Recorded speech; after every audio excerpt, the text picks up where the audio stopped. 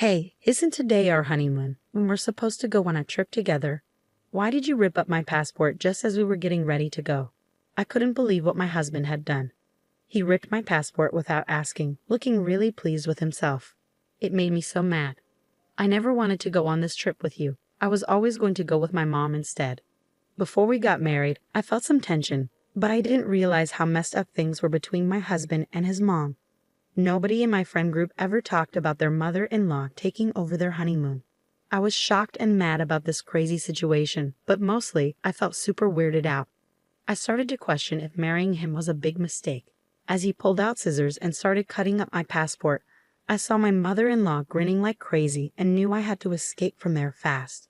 It was totally unexpected, but I had just the right proof to take them both down. My name's Sarah. I'm 29 and been working for 7 years. Recently, my boyfriend of 4 years popped the question I've been waiting for. Now, I'm knee-deep in planning our wedding and honeymoon. I met my husband after I started working. I've always been more on the quiet side, and although I had a boyfriend in college, things just didn't work out. After that, I didn't really date anyone seriously for a while. So when I started working, it was a big surprise to find myself getting married before many of my colleagues. I think I was even more shocked than anyone else. My husband was a senior at the company when I first joined, and he was always there to help me when I struggled with new tasks.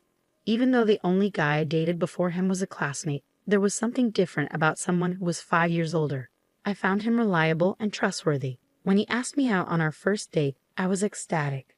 I still hold dear the dolphin figurine we bought at the aquarium during that date. When he mentioned wanting to date with marriage in mind, I felt like I was on cloud 9. We went on many dates, and he proposed to me at that same aquarium where we had our first date. Could I really be this happy? That night, I was so excited that I couldn't sleep, and I still remember that feeling vividly. With my mind still filled with happiness, we quickly decided to visit his parents' home the next week.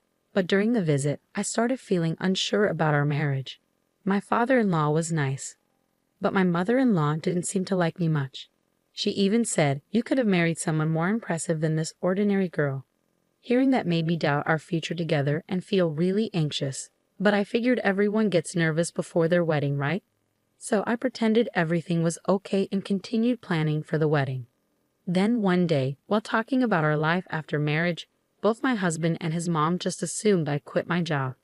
Even though I used to think quitting work after getting married was nice, I didn't see it as an option now. Looking back, I think my worries about marriage stopped me from considering leaving my job, where I felt safe. Even though my mother-in-law kept suggesting I quit, I decided to keep working at the same company as my husband, ignoring her. During our wedding planning, we didn't see eye to eye on when to officially register our marriage.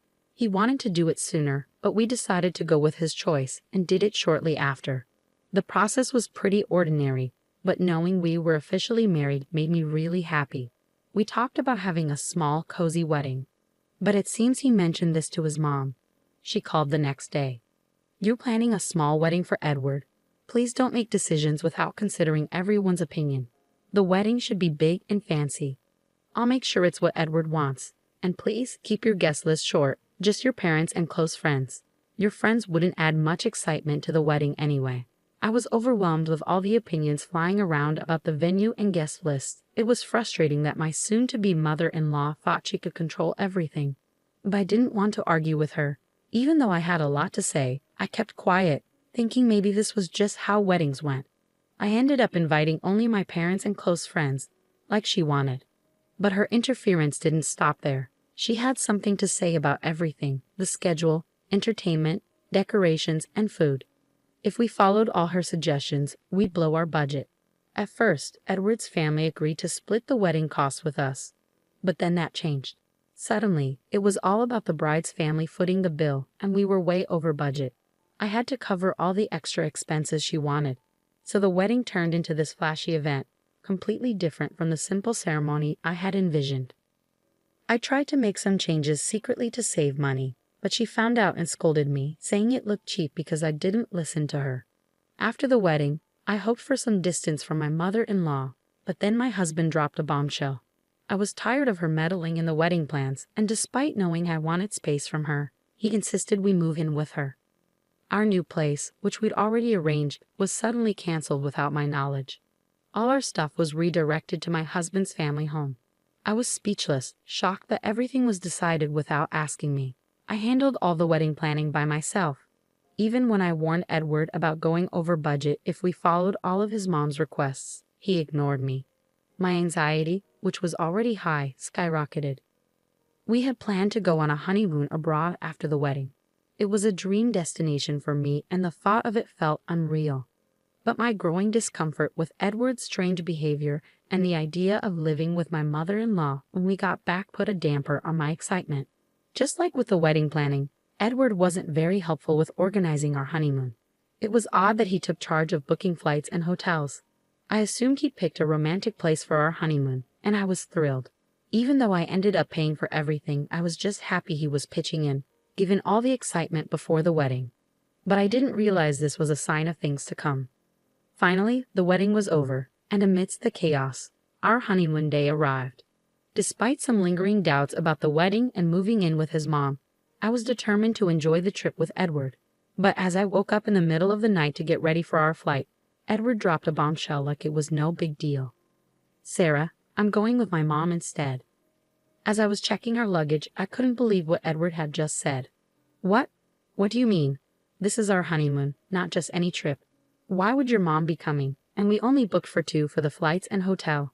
I was shocked, trying to make sense of it all when Edward dropped another bombshell. "I never said I was going on this trip with you, did I? Don't be ridiculous. I'm going with my mom.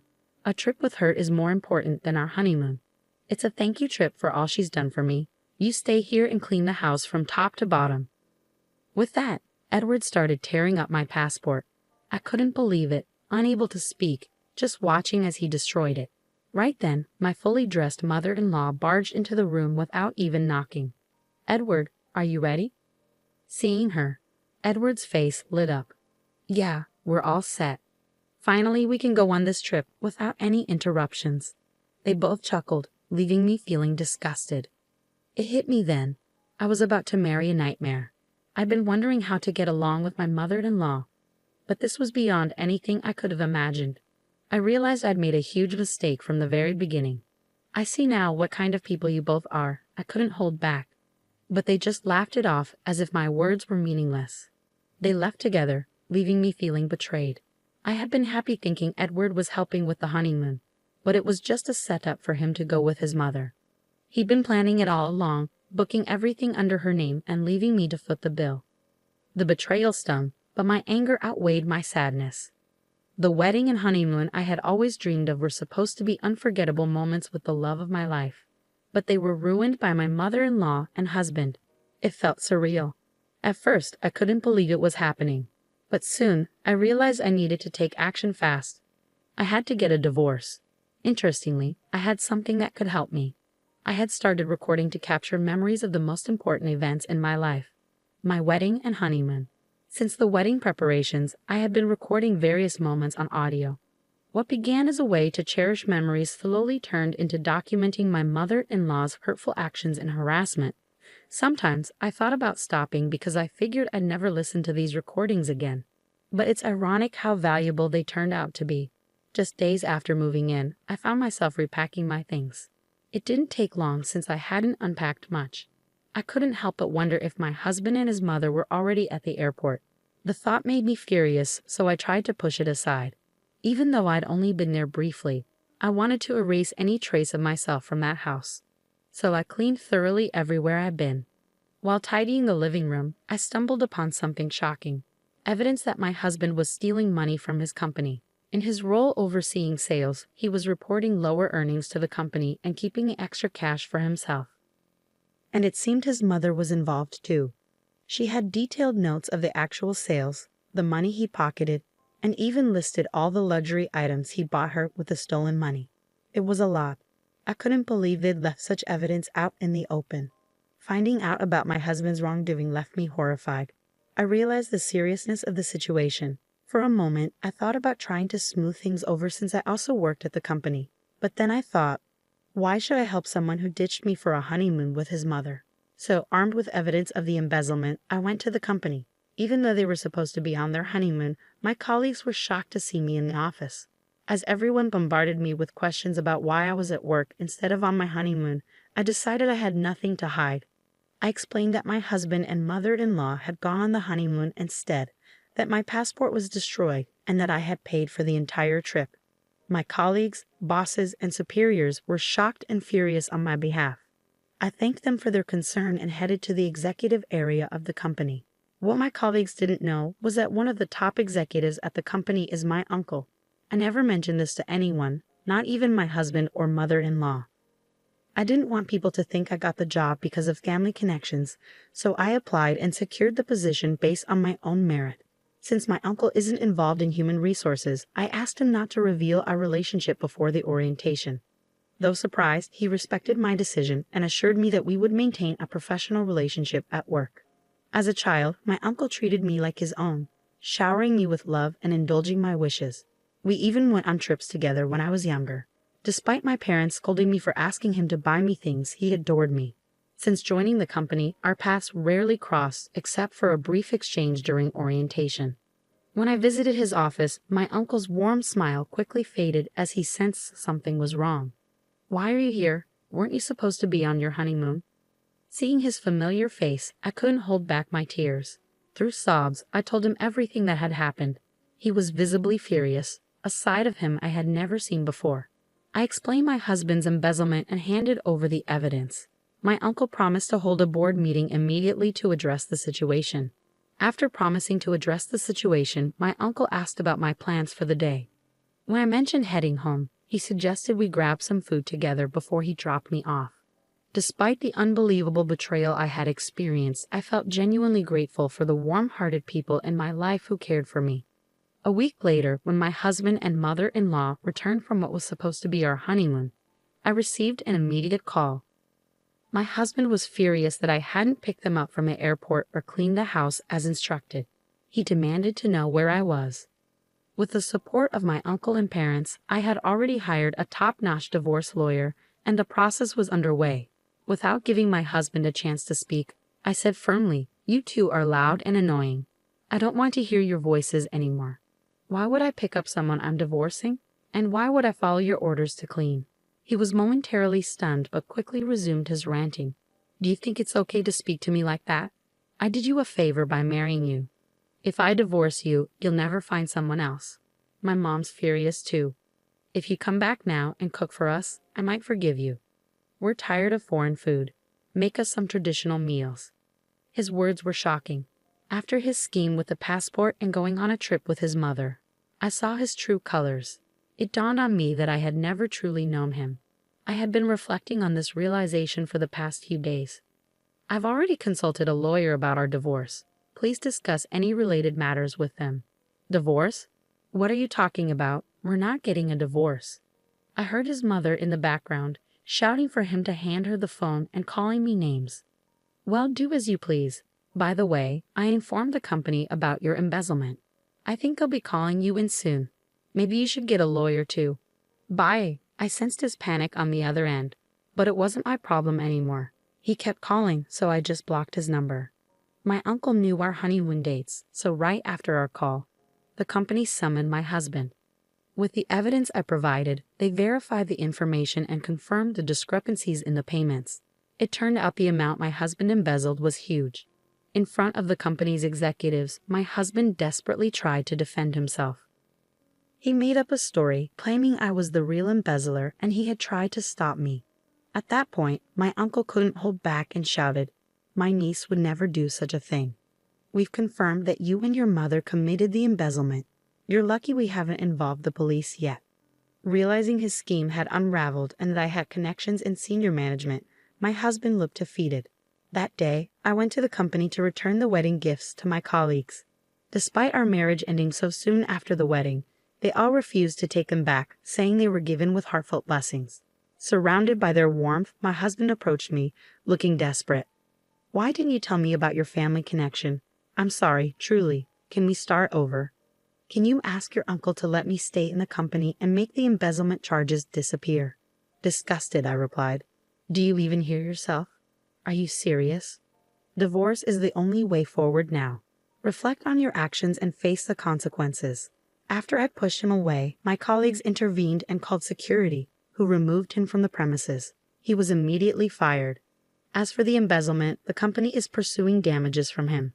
Upon learning about the situation, my mother-in-law attempted to contact my family repeatedly. However, after consulting my sensible father-in-law, the calls ceased. I had always wondered why my father-in-law had agreed to our honeymoon, but when he came to apologize later, admitting his mistake, it became clear. He had believed my mother-in-law was going on a domestic trip with her friends.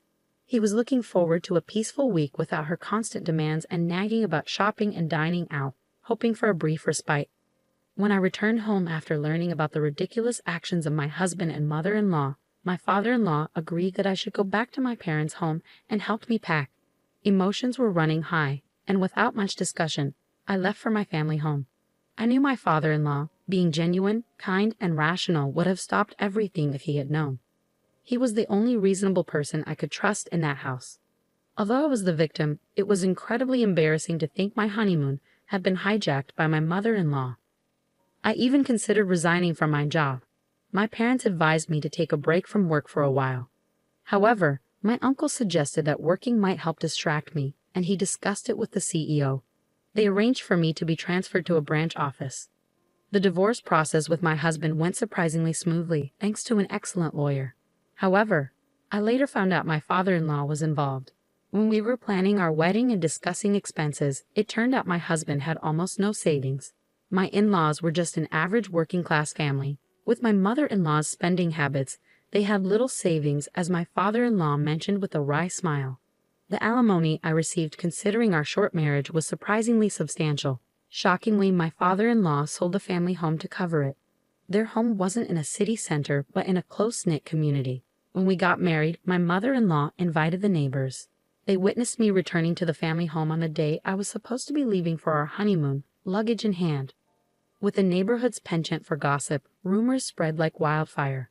Over time, these rumors became exaggerated to the point where living in that area became unbearable.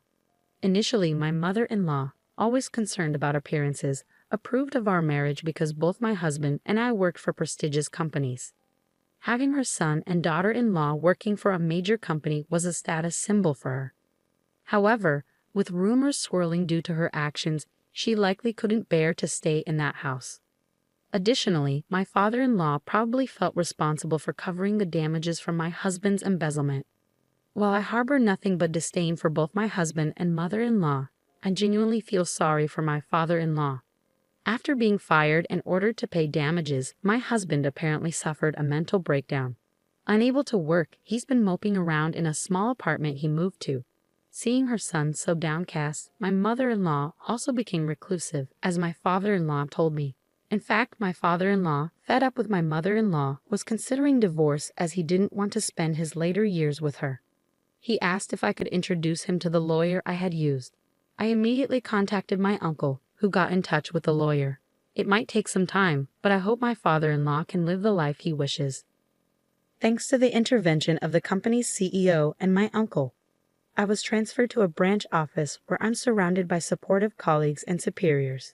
I'm eternally grateful to my uncle. The only regret I have is missing out on the country we plan to visit for our honeymoon. Once things settle down, I hope to take a relaxed trip abroad.